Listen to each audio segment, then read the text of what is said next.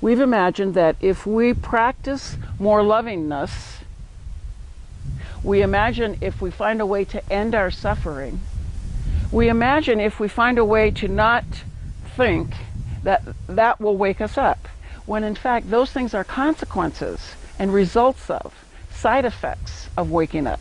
You wake up and those things happen. Doing those things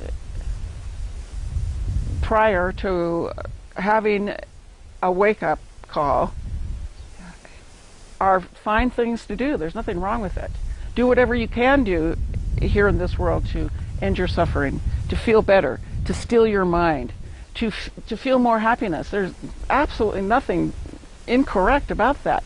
Just remember that what you're doing is working really hard to do something, when waking up allows that to just appear spontaneously, because that is your more natural self. In fact, that's the only self that you have, which leads us to the next idea, the next truth that is not a truth, and that is that you do not have a personal self. Your body has a certain name that's been attached to it since shortly after your birth, and you have had a sense of, I am a me, I am Mary, I am Tom, I am Juliet, I am Roger, but you're not. As long as you believe that you are a personal, separate entity inside a personal, separate body, then none of this makes sense. And that's one of the reasons why it's so darn difficult to talk about this. Every time that a concept arises about this, or an idea that could be absolutely loaded with things that are worthy of your pondering, it's then related to the I thought. I can wake up. I can be free of thinking. I can have bliss. And the I is seen as the entity that lives inside the body, and there isn't one. There's not a single human body on this planet that has an I entity in it that is a legitimate, separate, discrete entity with its own volition. They do not exist. This is probably the largest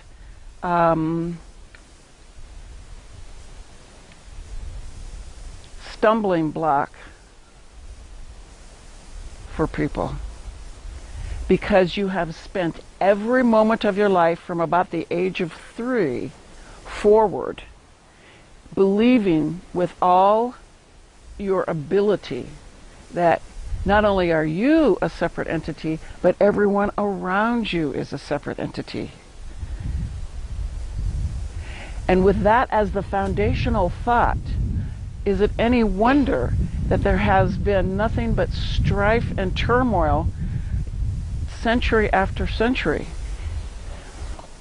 Until it's seen that there is no separation, each body is programmed and conditioned to protect itself. Each I thinks that it must get what it wants in order for it to be happy.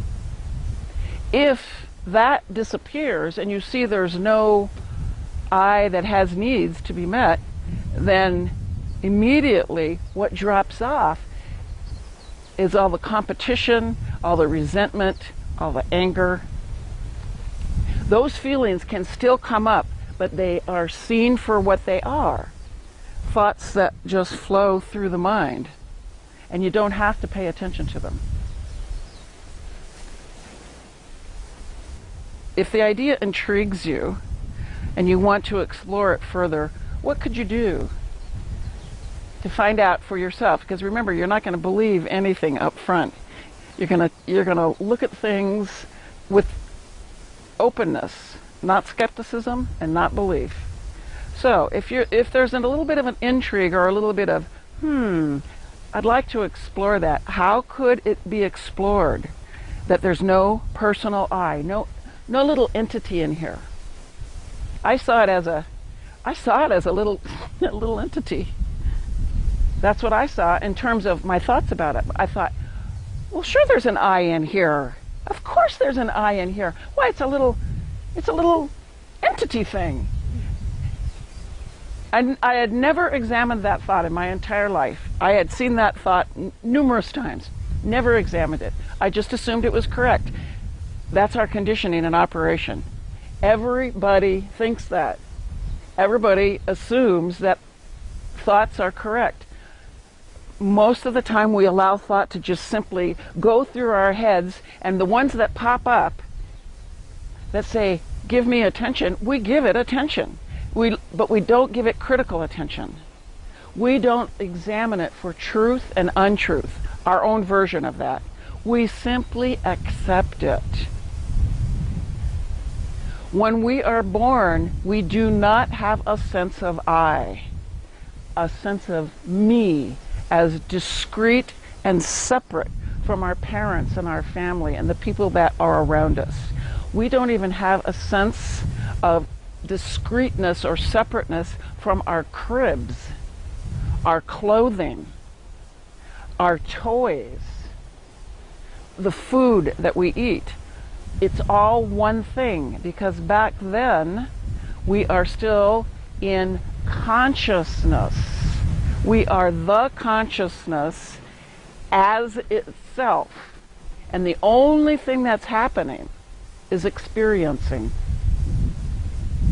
There is no object of which we are the subject, the baby, the subject. There is no subject, I, the baby, looking at objects. There is only the baby, and everything else is one thing. And it's not even a thing.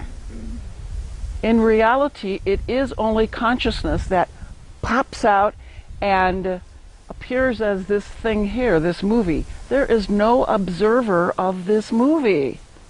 Not when you're a baby, and not in this moment right now. There is no one watching this movie.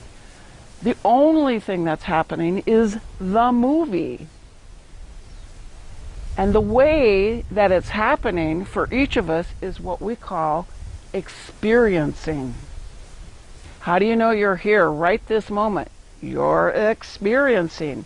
Maybe you're experiencing sitting on a hard chair and your bottom feels the hardness. Maybe you're experiencing on a soft thing and you're going, that's cozy. Maybe you're experiencing thoughts go through your head while you hear this voice. That's experiencing. What is happening is only experiencing. There is not anything separate from you. There is only the experiencing. There is no subject looking at and experiencing any object anywhere. This is a tricky, tricky thing. And saying these words is a tricky, tricky thing because it comes out as a concept, and no concept is true. But it's the closest stuff we have. Words are the barrier, and words are the bridge. So here you are imagining, wow, what would it be like to have no personal self? What would it be like to know that there wasn't a me here? And if that's true, how could I possibly experience that and have that be my experiencing? As with anything, as with everything, you serve yourself when you look at it closely. You serve yourself by looking. In the looking, it's entirely possible that you can see. So look. Look. Look around inside of your so-called self, inside of your so-called psyche, even inside of your so-called body. Look for the I, the little guy, the little entity, the one that's you think is steering the vehicle, the one that you think is making decisions, the one that you think has control or not, the one that you think has a volition and a will, the one that you think that speaks when your tongue and your lips move, the one that you think is thinking. Look for that. Look everywhere. Keep going. There's really not much more to do than that. Look, look, and look again.